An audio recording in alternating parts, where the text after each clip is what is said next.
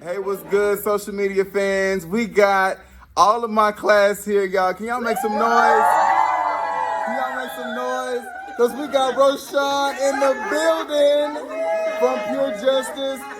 He came in here to give a wonderful presentation to our students today and signed autographed copies of their books, y'all. All right, we'll see you later. Stay tuned.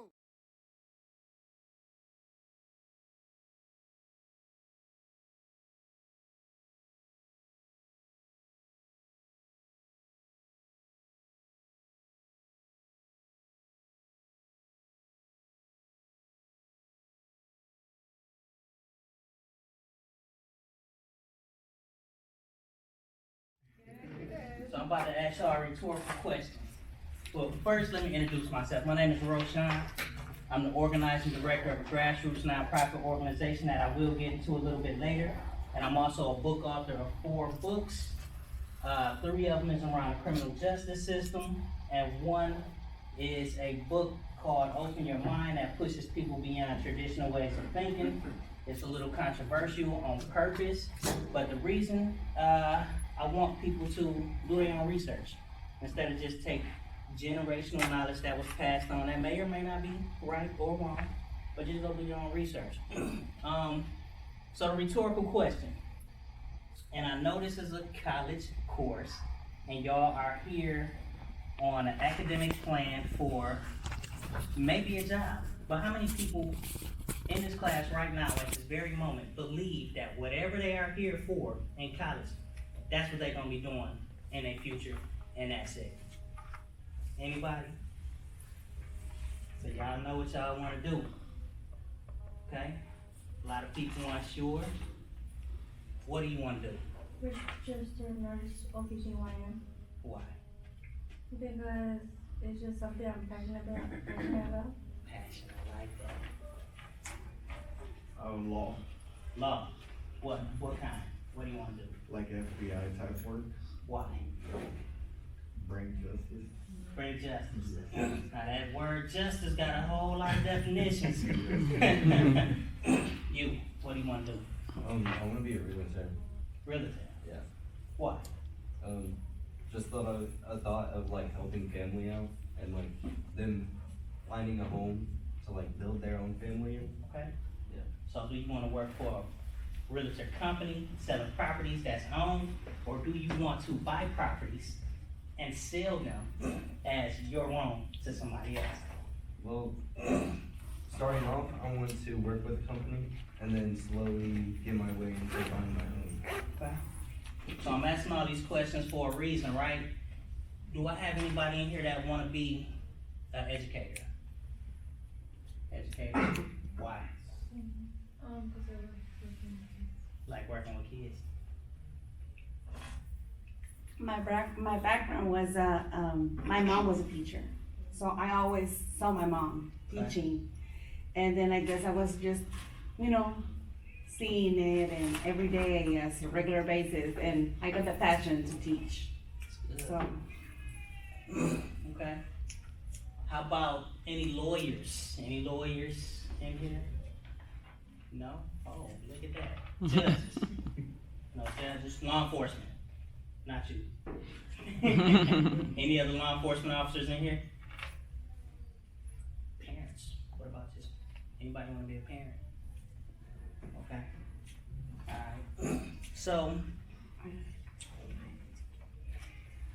the organization that I found is called Pure Justice. We work to bring fairness and equity to the criminal justice system, as well as create economic opportunities for marginalized groups. The 3 pillars that we work around is police, it's racial justice reform, criminal justice reform, and racial justice reform. So we work around certain things like police accountability or community safety, bail reform. We continuously work around access to democracy. But, all of this started for me at a point when I was young. I actually got sucked into the criminal injustice system when I was 17, and that's why I asked you, what do you want to be when you get older? So I got sucked into the criminal justice system when I was 17 behind a false accusation with inadequate counsel and no support system.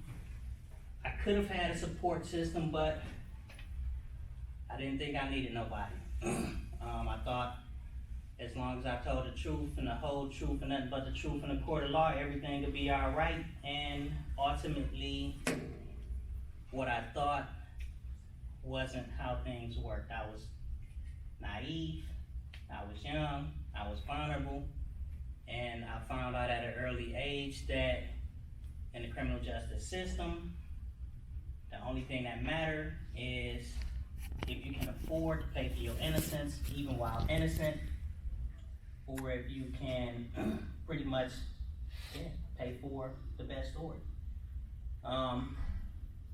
I didn't even see no need to actually even invest in a lawyer at the age of 17 because I thought, again, as long as you told the truth, the whole truth, and nothing but the truth, everything would be all right. And it's like, what do I need to pay money for an attorney? The attorney I had was not a court appointed. He was a friend of somebody's that was helping me out while I was a kid with this case because they knew how important it was for me to have representation, but they only paid $1,000. So ultimately, as a kid, I signed a plea deal to avoid 15 years in prison, not because I was guilty of a crime, but because I felt as a kid that if I didn't sign that plea deal according to my lawyer, I would get 15 years in prison. And I couldn't see myself doing 24 hours in jail, let alone my whole life again in prison. So I signed a plea deal, thinking that this was my signature on a piece of paper for freedom. And I found myself into what it felt like at the time, a revolving door, an unending revolving door of the criminal justice system. Every time I breathe wrong, move too fast, I would get in trouble. Like my probation officer, she used to tell me, I know you're doing something. I don't know what you're doing, but I'm gonna catch you. And I used to be sitting up here thinking to myself like, what is this woman talking about? And I had no idea what she was talking about, but she was certainly fishing.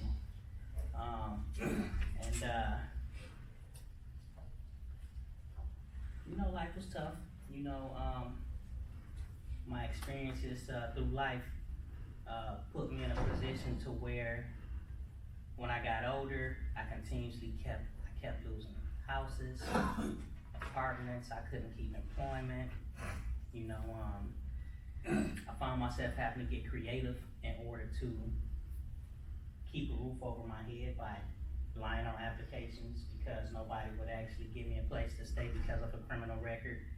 I found myself having to lie on employment applications because nobody would give me a job because of a situation that people didn't understand from what happened to me when I was 17. Again, not because I was guilty, but yet because I had a record and nobody would give me the opportunity to earn money to keep a roof over my head.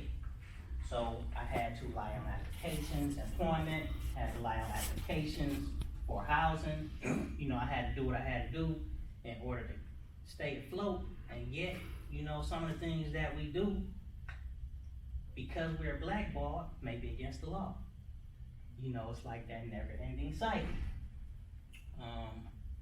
But obviously I got through it. I'm standing here in front of y'all today, and it was a lot. So let me just interrupt just real quick and just kind of share how you and I came to know each other and the whole purpose of our class, right? So this class is all about staying on course, right? So it's a college success class. These wonderful students that are here are freshmen in college, first time in college students. And so this class is setting them up for success. And so a lot of it has to do with making wise choices, things like that. So I shared a little bit of your story. I couldn't give it all away. Yeah. I would love for you to share the details of how it led to this and how it's impacted your life. And the thing that I love most about your life, and we can kind of go back and forth with questions and things of that nature, but that you never let anything kind of keep you down, even though you had this this flag on you. You never let it keep you down. You were always resilient, and how you came through UHD, all that good stuff. We definitely want to chime in on that. How you what gave you that motivation and things like that. But let's start off with your story. Let's talk about what actually happened. And these are all adults. So I gave them the disclaimer, that everything is not going to be roses and rainbows. It is some real life stuff. And that's what I really want you to share with them, is the reality of life. And y'all know I can talk, but the reality of life. And I love that you asked them the question, what do you want to be when you grow up? Because I'm pretty sure that somebody asked you that question, what do you want to be when you grow up? And I'm pretty sure that it wasn't what happened to you in life. And so life is going to happen, and I really want them to understand the realities of it, and that whatever life throws at you, you can be resilient and get through it. So share your story. Okay, so, and before, I realized who I was, I thought I used to want to be a police officer. I did too. I would never in life be a law enforcement officer. No offense. Because we all do things, for particular reasons, but I'm gonna get to that too. But let's see, who's the youngest person in this class? Can I ask that question here? She's still 17. 17. I'm 20. No. Okay, She's 19. so let me ask, if you was to guess, when I say I was sucked into the system, I wanna see, what do you think it was for? You? Yeah, me. Oh. I honestly can't say for what reason. I just have something to say. Go ahead. I just it's not being I don't know, it's just when I see y'all, it's we're all the same people. Yeah. It doesn't matter about the skin color, And that's what I think, cause it's just unfair that people have to pass through that, but they're humans, we're the exact same people, You're right. Yeah. So, let me cut to the chase. The reason I was sucked into the system when I was 17 years old, I left my mom's house in middle school. I thought that, again, I knew a lot more about life than what I did. I was able to take care of myself financially. Yes, I lived pretty fast, but when I was 17 in high school, again, living my life, doing what I want to do, when I want to do, how I want to do it. I don't have any parents to tell me, yo, be in before the lights go down, don't do this, don't do that, or give me game on certain things. The game that I was getting was from the streets. I had a young female that was 1 year and 4 months younger than me when I was 17, snuck away from her home when her mother told her she could only go in the front yard. I have no idea that this girl snuck away from her home. I went and picked her up. She came to my house. We did what we wanted to do, which was all consensual and mutual, yet we did not have sex because I couldn't get an erection. We chilled, we hung out, yet she still had consensual sex with somebody else in the house, which was one of my older homies. He was about 19. By the time she went home, she told us not to drop her off at her house, to drop her off at the corner. When we dropped her off at the corner, she went in a whole other direction of her home. So I have no idea where she went or what took place in between the time we dropped her off on the corner to the time she got home. And next thing I know, the next day, my homeboy told me law enforcement was looking for me for kidnapping. I thought he was playing. Cause I know ain't nobody kidnapped anybody. A couple weeks later, cause I was a freestyle, folk style, Greco, All-American State Champion wrestler. My assistant wrestling coach was law enforcement, police, and he asked me what have I got myself into, and he told me what happened, but yet the charge changed from kidnapping to rape. And I'm like, okay. So now, when I was talking to my homeboy, when he was telling me law enforcement was looking for me for kidnapping, I knew it was serious. I thought he was playing when he was telling me that, cause I'm like, you know, he just joking around, but talked to my assistant wrestling coach.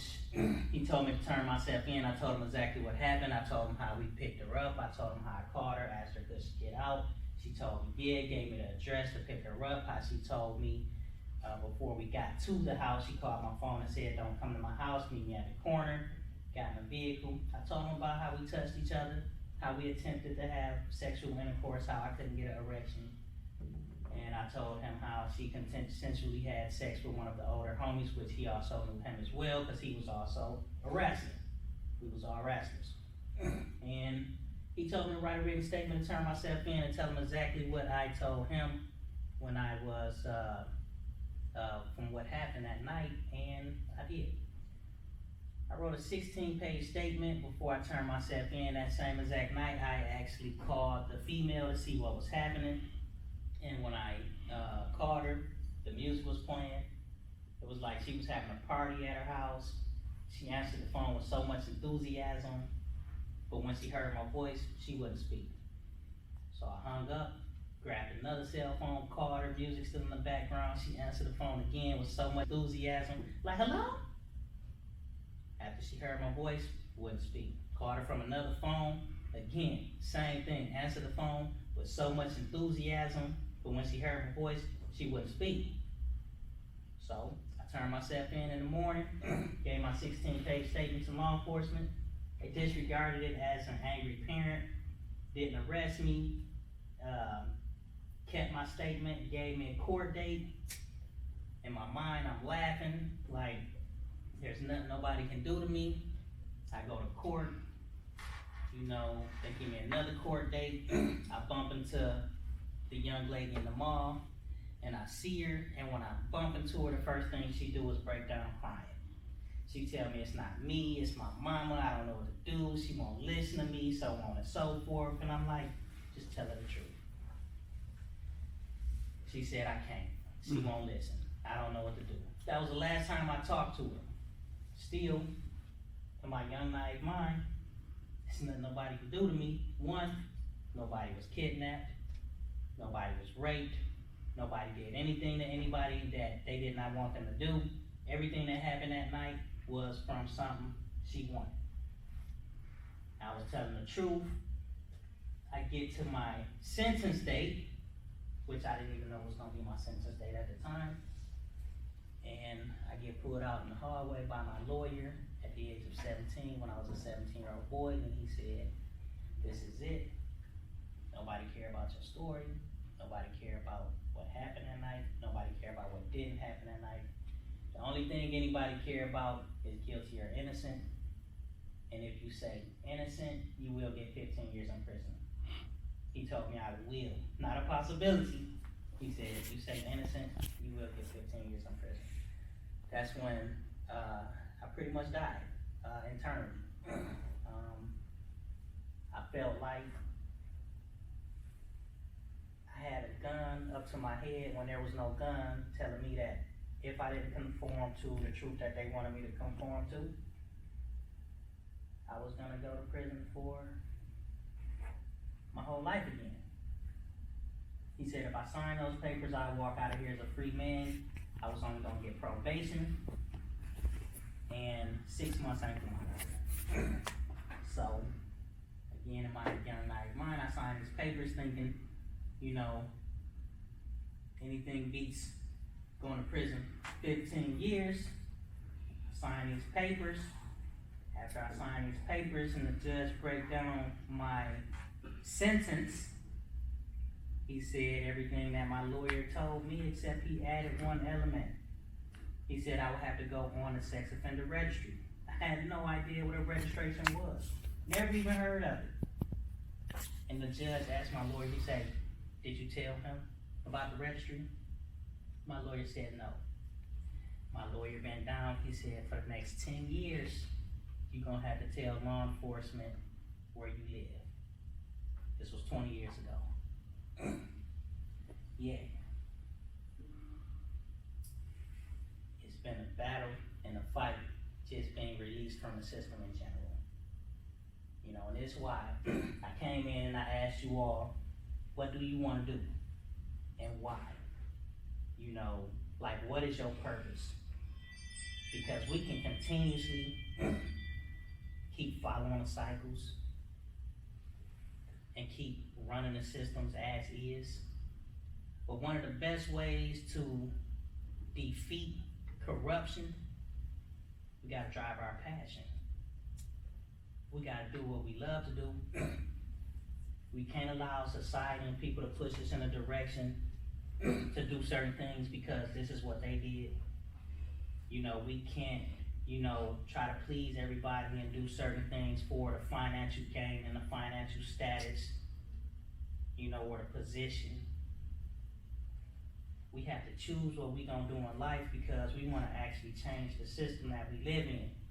We can't forget that racism, and I know it shouldn't matter what color we are, and I know we ain't in the 1800s, but this is still America, and racism is embedded in every single institution that we interact with every single day. The educational system, law enforcement, the judicial system. Everything that we do got a base. And we can operate whatever system we work in as is for the security of a paycheck because we don't want to lose our position and status, elected seat. Or we can do things because we want to make a change and we want to build something for those coming behind us because life ain't even about us. It's what we can do for those coming behind us, like our kids. I ask y'all what y'all want to do because y'all are next. You all are the next leaders of Harris County. You all are the next leaders of Texas and probably the United States of America. And I know, you know, we all still learning about ourselves. I know exactly who I am right now today at this very moment. But I can't tell you who I'm gonna be tomorrow. I have no idea. All I know is I'm operating in purpose. And whatever I'm doing today, you know, it's gonna grow into something else tomorrow that will evolve into something I probably can't even imagine. So never stop growing. And whatever you do, just make sure it's a purpose. And that purpose should be to transform these systems that we live in every day that's embedded in white supremacy. Be the change. So. Wow, thank you so much for sharing, guys. Give me a round of applause.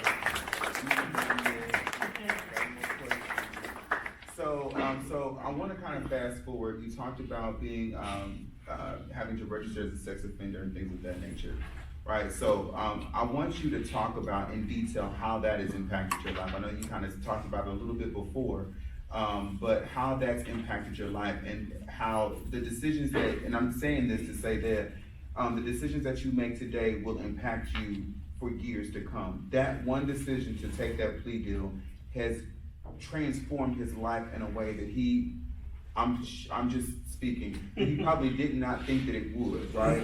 And so I want you to share how that's impacted you and how it's kind of fueled the fire for what you do now. Okay.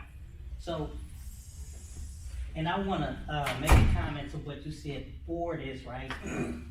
What you said, you know, how I never, you know, like, I never gave up. And, you know, how resilient I am. And I just want to add a little correction in there. I did give up. Like, I totally gave up. Like, I ain't want to do it. Like, at one point in my life, I told myself, I said, you know what?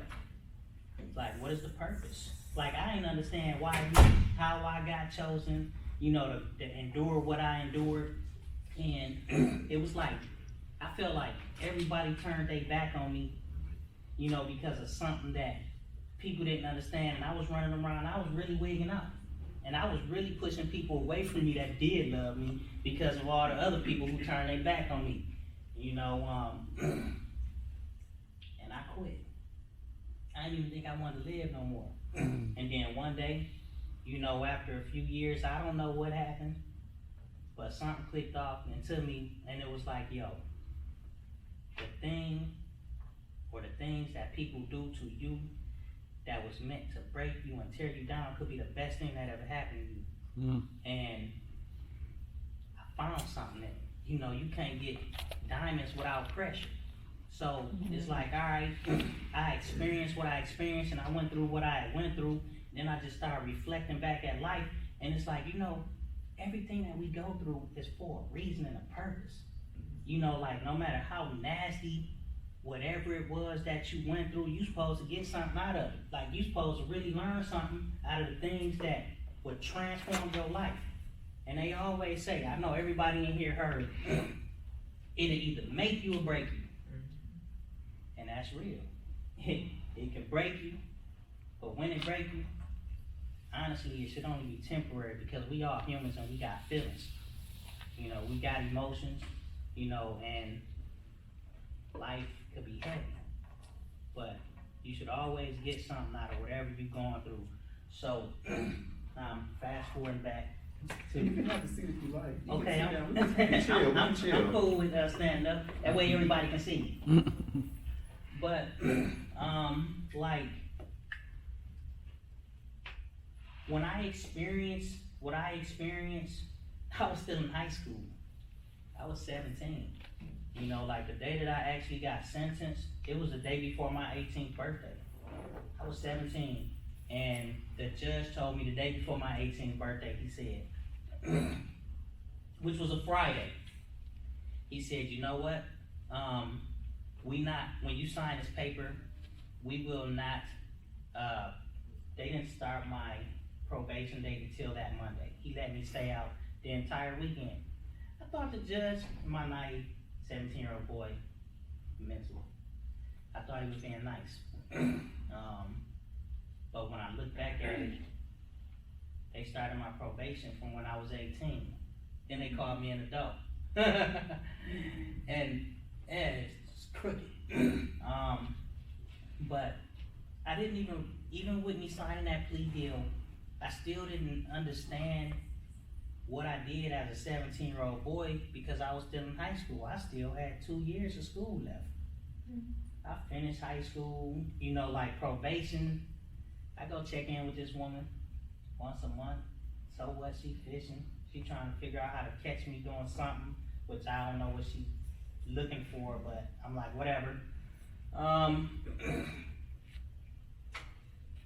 When I got out of high school, I still didn't understand, you know, what I had got myself into. I never even had to report. In high school, when I got out of high school, I never had to report, never, not once, until I came to Texas. When I came to Houston, that's when my life changed. You know, like, I never lost a place. I never had a problem, you know, like, trying to figure out how to find a job until I came here. You know, it was about 2 years, maybe my second year here in Houston, Texas. It's like 22. And I was working at McDonald's, y'all. One of the jobs that give you the probably almost the least pay that you can get. I mean, McDonald's, whatever minimum wage was what I was making. You know, maybe a little bit more than minimum wage, but somebody faxed a picture of me at McDonald's in the whole mall, telling them about my charge from when I was 17, and they don't even understand how I got it. See, and I'm gonna tell you the problem that I have is that what people don't get is what I said in the beginning of my speech, that racism is embedded in everything that we, like every system that we interact with. Like they know about, you know, like the history that we look at, and you know, people may have seen Roots and we hear the stories, but then they think like, oh, it's 2022, racism is over, and yet it's not. You know, like what people don't get is that racism still exists, it just look different. What people don't get is that laws are predatory, and depending on the shade of your color, and I know, and I wish he was here, the shade of your color, the family you was born into, the financial status you sit in, you know, or like just who you are as an individual will put you in a position to where the laws will work different for you than they would for somebody else. And that just because somebody signed a plea deal doesn't make them guilty of a crime. What it means is, it can mean a lot of things. I was guilty.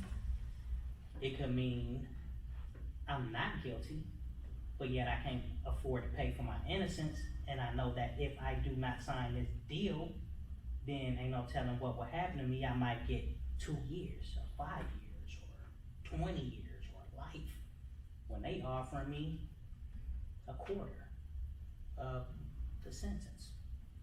What people don't get is, from the first time that you actually had that first encounter with the criminal justice system, that it's hard to get out. And they wanna look at you and say, well, he did that, and she did that, and then look at that.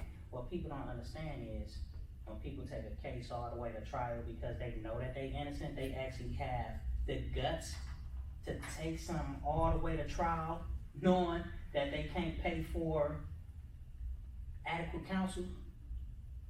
Sometimes they lose, even though they was innocent. And they say, but he or she was convicted by a judge or jury.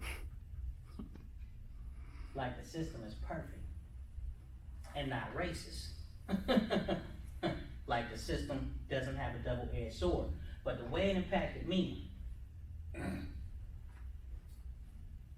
it put me in a position to where my creativity soared. You know, like I've always been creative. I always knew how to make money. I always knew how to survive. But they put me in a position, like I was telling y'all earlier, how I had to lie on applications. You know, I had to, you know, figure out how to keep a roof and keep employment. Yet, you know, I also had to figure out how to pull in extra money, which again, could be against the law. But it's like, what do you expect people to do when you take all their resources from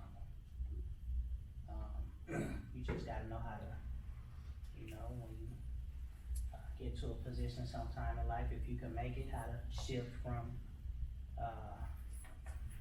one way of living to another. But you gotta have support, no matter what you do. Because without a support system, I tell you, I wouldn't be here in front of you, regardless of what I'm doing. I want to ask you a question. How do you find the will to keep going? And you were obviously dealt a bad hand, right?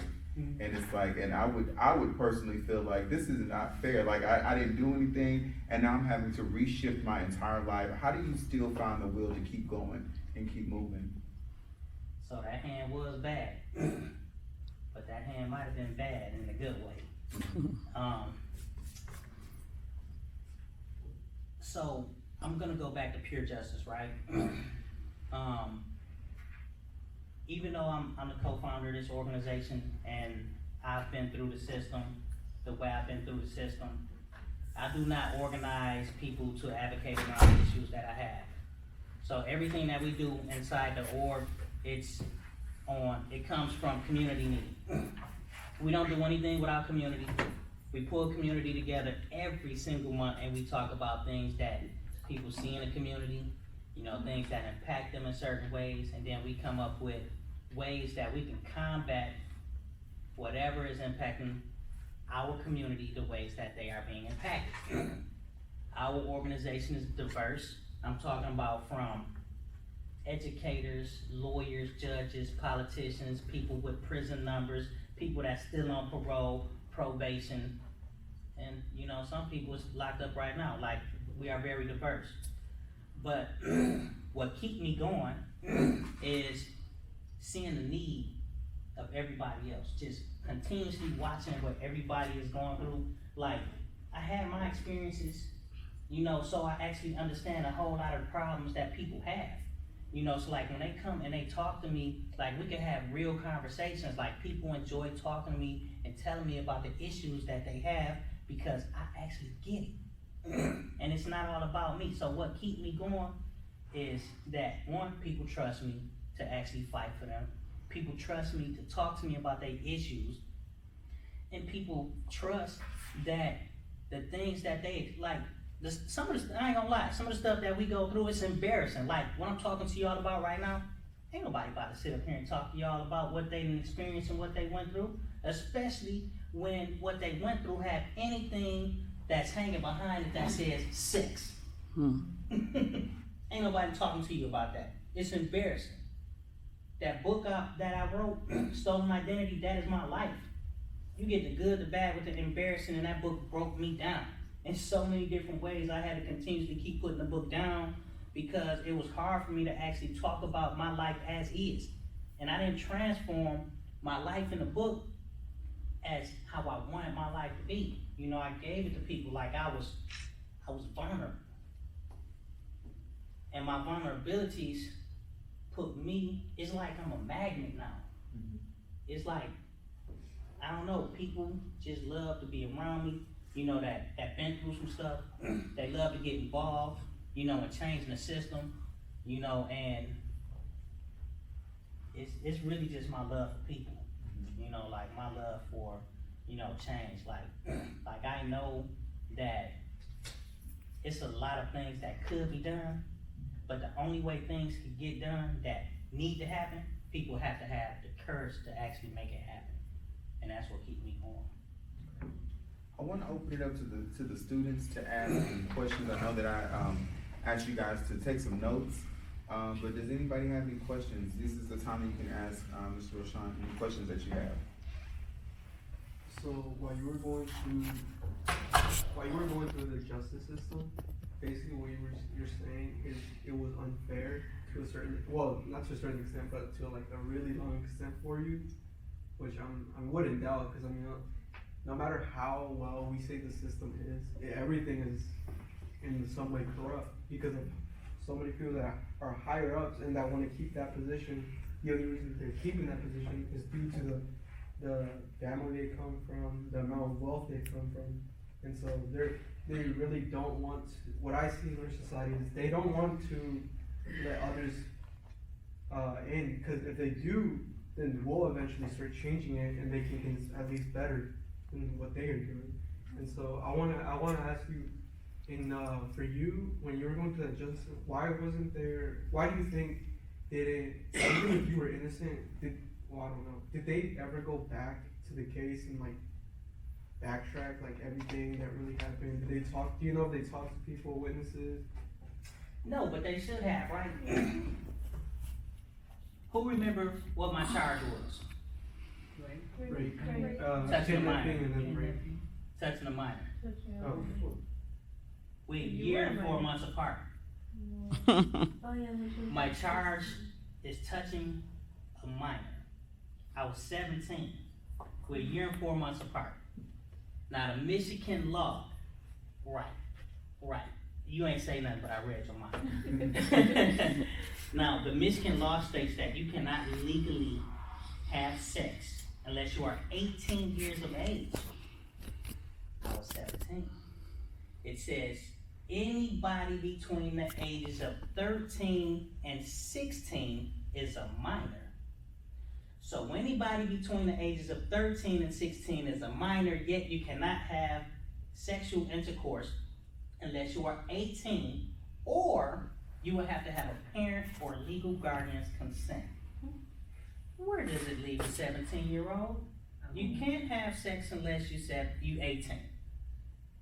But you consider the minor between 13 and 16. I'm 17, we're a year and 4 months apart, and I'm charged with touching a minor.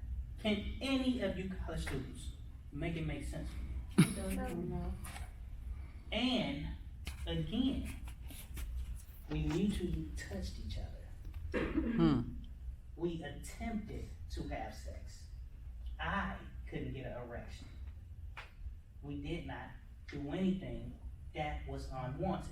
Everything that happened she wanted, and what I couldn't give her, she still got from one of the older homies. And ironically, guess what his name was? Anybody remember what my name is? His name is Rashad. He 2 years older than me. Wow. But even with that, it was what she wanted. And the whole problem was her mama was mad because she looked outside and couldn't find her daughter. And that's where the issue started. Any more questions? I have a question. Oh, I'm sorry. Okay. Why did she tell her mom? Because her mom had to find out by her daughter. So why didn't she tell her mom that it was your friend that did it, and not you? I have no idea what was said in the house or what happened. But what I do know You got in trouble or not him? is the only person that called that girl was me. I called her. My number was on that caller ID. I went and picked her up. When it came to the courtroom, she couldn't speak. She couldn't say not a word because she was a minor. The only person that could do any speaking was the person who wasn't there, which was the parent.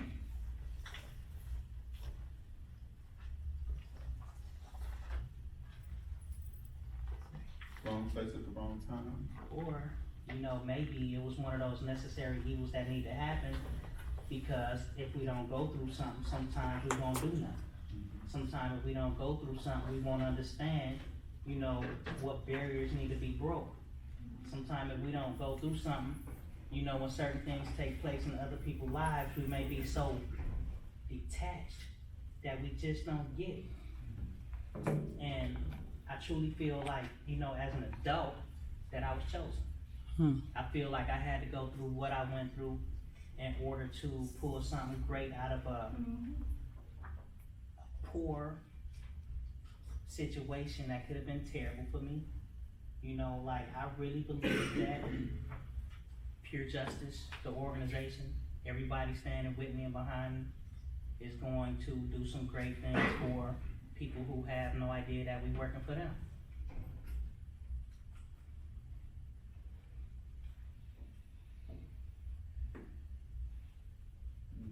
Steve.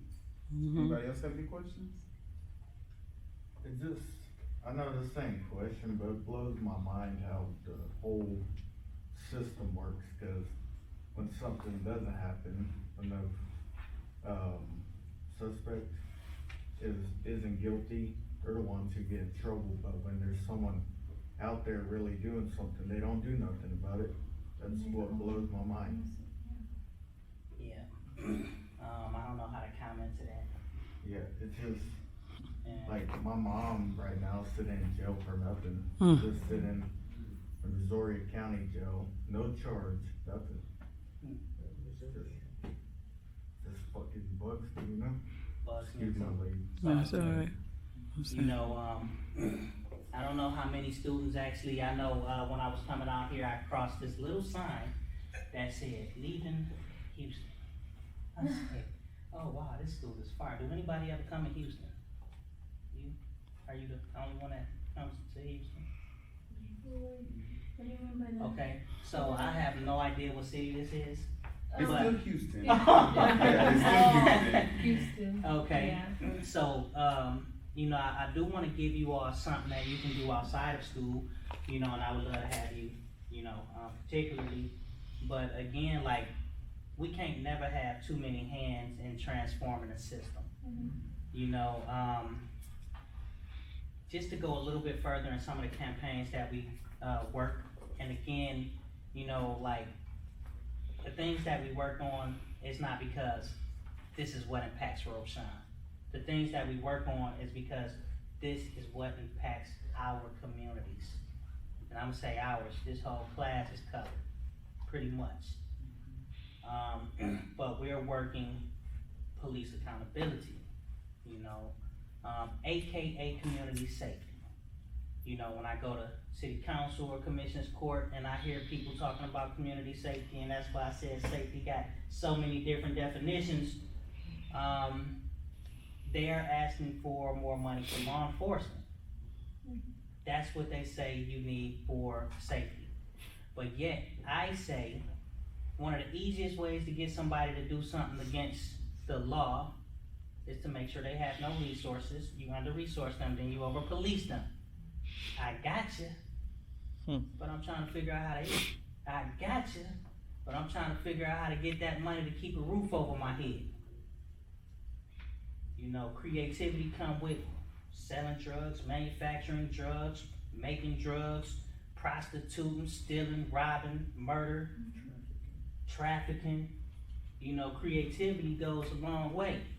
So when I and my team have boots on the ground in areas a lot of people don't want to be, like the Heart of Acres homes, or certain areas in 3rd Ward, 5th Ward, Sunnyside, and we ask people, what does community safety look like to you? They'll tell y'all things that y'all wouldn't even believe, like deodorant and toothpaste and washing powder. We all probably got that up in here. But they tell you, in order to have a safe community, I need something to eat. And if they ain't got no food, they gonna go get them some food, believe that. We don't need law enforcement, no more. We need law enforcement. I'm not saying get rid of them, because we need law enforcement, but if we really want safe communities, we have to invest in community problems, because we can't jail issues and problems away. We only can resource them away, because when you lock somebody away that had a problem before you locked them up, the problem is worse now, because the little things that they had, they may not have when they come home. Now they got to get even extra creative in order to get something, because they have nothing. Some of the campaigns that we're working is fair housing. We work in fair housing in a way I've never seen anybody work fair housing. One of the first questions people ask me when I talk about fair housing is, are we partnered with anybody? But one, when we partner with people, it gotta make sense. I'm not just about to partner with you because you got a name, and I don't just want your logo on my stuff. You gotta have morals in the game. You got to really want to do this to create some change. Like, I'm trying to work myself out of a job. I take this red shirt off and never make another red shirt if I could just dismantle racism and just get rid of it. But I don't think that's happening. So with fair housing, the way we working it, once again, boots on the ground. In the places people don't want to be, trying to figure out what apartments and what areas will accept people with certain records, so when people are looking, we'll have a better chance of placing people by telling them where they can live without going through so much hassle, because it costs money to ride a bus. It costs money to continually keep paying apartment deposits for somebody to take your money that you don't have to tell you, I'm sorry, you can't live here, and I'm giving you your money back. I have friends living like that right now. She can't buy an apartment because she was locked up. Yeah. And it's sad. Now it It's is crazy. because she has nowhere to live. Mm-hmm. Because her mom's paralyzed, head to down, and she can't do nothing about it. Just, yeah. That's crazy. Yeah. But So the things that we just think of as, you know, just normal life, just going to get an apartment, or going to be able to buy a car, or living in certain neighborhoods and things like that, all of that changes. I want you guys to really let that kind of sink in for you. You know, the plans that you have right now, if you're not careful with the decisions that you make every single day, that could all be taken away from you, and your life could be completely different than what you imagined it to be. I think about the famous actress Monique, and she had this comedy special that kind of focused on I could be your cellmate. And I was like, what is your motive there, or your drive?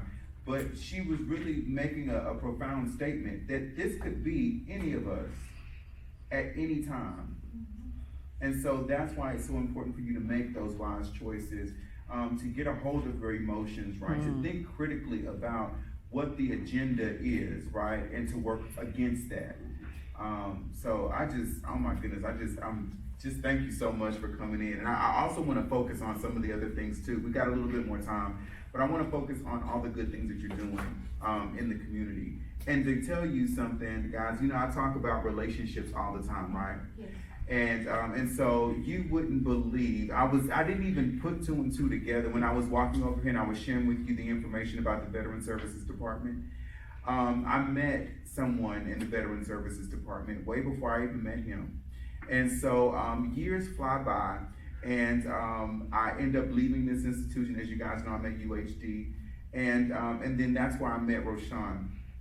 I met Roshan on accident, and I'm telling you this. I'm telling you this. It wasn't an accident. It wasn't an accident. It wasn't an accident, but the way that it kind of happened was, right? So I met another student here. I won't say any names or anything, but I met another student here in the Veteran Services office. The day that I met Roshan was the day that I asked that young man to come with me to another event that we had to do. As y'all know, I'm always doing events. So he had to meet me at my new job at UHD. And so he was late because he went to the wrong university. And I told my front desk staff, I said, look, this guy is gonna be coming to meet with me. He's black, light skinned, good hair. And that's what this guy looked like, right? So they sent me a text message. It was like, hey, Mr. Bernard, the young man is here. I put him in your office. And I was like, oh, okay, cool. And so I go to my office, and he's sitting in my office. I'm like, who are you?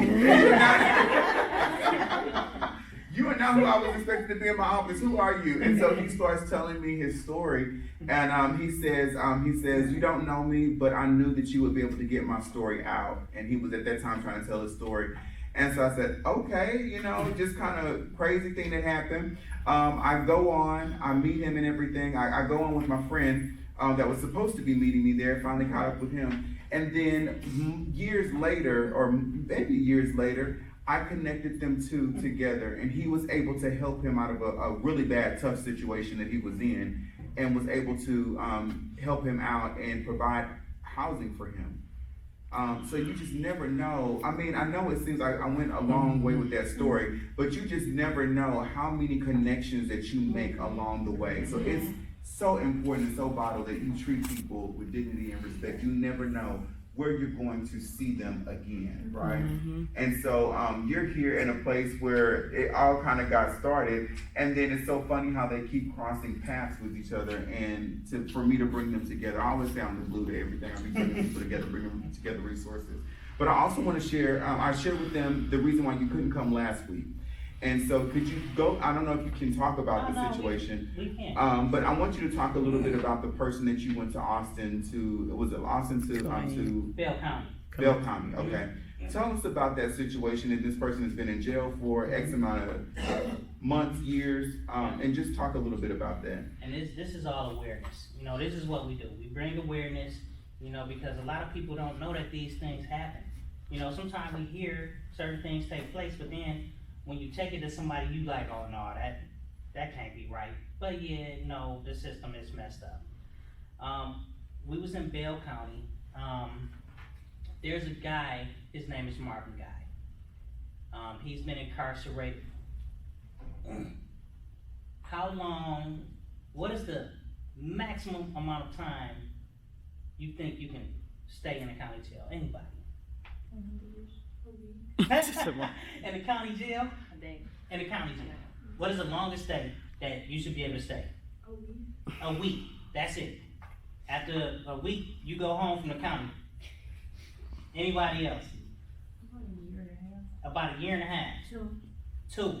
I mean, that would kind of sound reasonable. Maybe, you going to trial or, whatever. I don't think it matters. Don't think it matters? There's no such thing.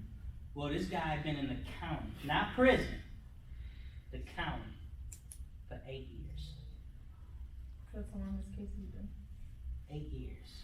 I met somebody else in Harris County for 15. But this guy been in the county jail for 8 years. Now, it's a capital murder, right? But now I gotta ask you another question. I'm gonna ask one of the fellas, you all the way in the back. Pete. Pete. Or Tommy. Tommy. Okay. What you doing at 5:30 in the morning? Sleeping. You sleep? Yes, sir. When you wake up, if somebody abruptly wake you up out your sleep, you think you just might be still delirious a little bit? What does that mean? Still sleepy? Oh. 5:30.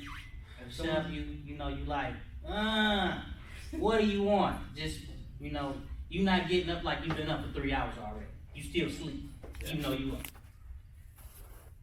I'm gonna ask you, If somebody breaking in your house, what you gonna do? Nothing? Like, I tried to fight. You gonna try to fight? Yeah, You bro. gonna just say take anything you want? You gonna let them have it all? I don't know. Oh, you're asking like. I'm gonna ask you, I'm picking on the fellas, ladies. I'm picking on the fellas. If you, now this is Texas. You can legally walk around here with a gun, no license. So we can own guns at the age of 18. If, hypothetically speaking, you have a gun and somebody's breaking in your house, I would shoot. straight up. How many people know stand your ground law? Okay. Can anybody just remember or just think? Now maybe there is one, and I just don't know about it, but do anybody know of any case where anybody got off outside of Zimmerman that got off on a stand your ground law that is covered? No. No? Okay. Marvin Guy, 8 years in the county jail. Somebody, an informant said Marvin Guy had drugs in his home. Law enforcement officers went to his home with a no-knock warrant that have been outlawed and deemed as unconstitutional 8 years ago.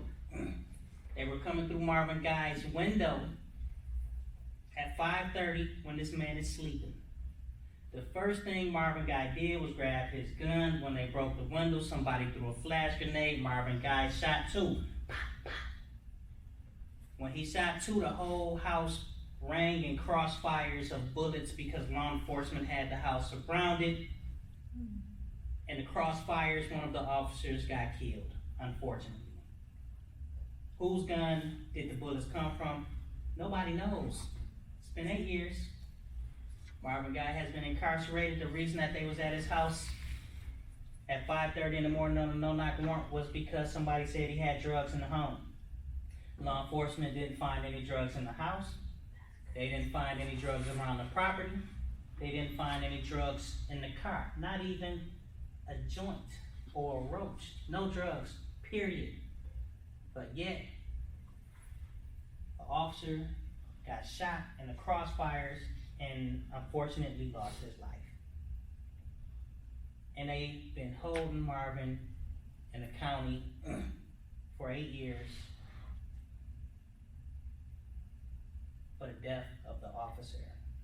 When, again, no-knock warrants has been deemed as unconstitutional. And you have a stand your ground law.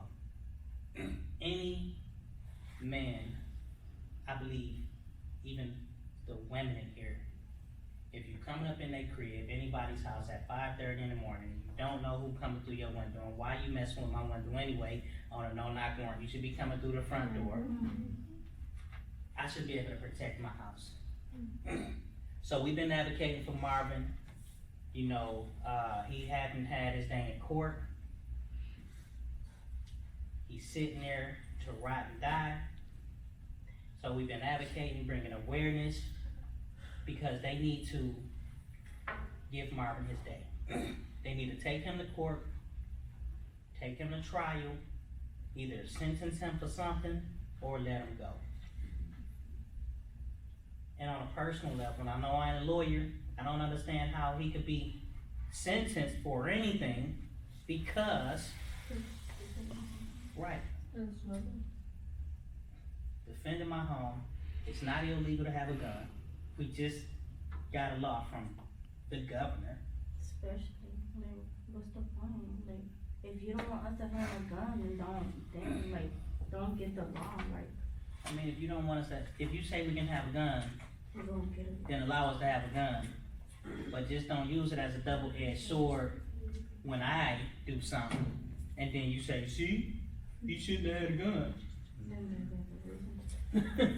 So we've been advocating for Marvin Guy, and we will walk with Marvin until one or two things happen. He get a sentence with time, which I hope that is not what happens, or he comes home. So that's why I couldn't come last week. His court date was not supposed to be last week. They actually set the court been open for years. Everybody been able to come to the courtroom physically. Marvin Guy is the only court case that's virtual. So they actually, since we've been advocating and raising awareness and going out to Killeen and Bell County, educating people on what's happening and organizing out there so we can give Marvin support. Certain things start changing in Marvin Guy's case. They called an emergency hearing out of the blue and then scheduled a bail reduction hearing because we've been talking about he need reduced bail. His bond is $5.5 million. $5.5 million. Before he got locked up, he was working a minimum wage job. And he's been sitting in there for 8 years on a $5.5 million bond. So they scheduled him a emergency hearing, which happened to be last Thursday. So I had to last minute change of plans because we had to make sure that Marvin Guy knew that we are here with him. And this was his first hearing in person. So we had to be there in person as well. So it was his first hearing after 8 years? with In no person. evidence? In person. All of the other settings be virtual. Everybody else's is in person, but when Marvin's case come up, they would do it virtually. And they had no evidence on whose bullet it actually was? If they do, they hadn't said anything yet. But even if it was Marvin's, right? It's 5:30 in the morning, and you coming through my window on a no-knock warrant that has been deemed outlawed for many reasons. You should have said at least you're surrounded or something. I mean, but even if I bust in your house at 5:30 in the morning, even if I do yell police, you may or may not hear me. And why are you coming through the window? Exactly. I feel like if, I don't even know what I was gonna say, hang on. I feel like if it was his bullet, they would have said something a lot earlier. And that's how I feel. Yeah. They're trying to pin it on them. Somebody always gotta hold somebody accountable for their mistakes.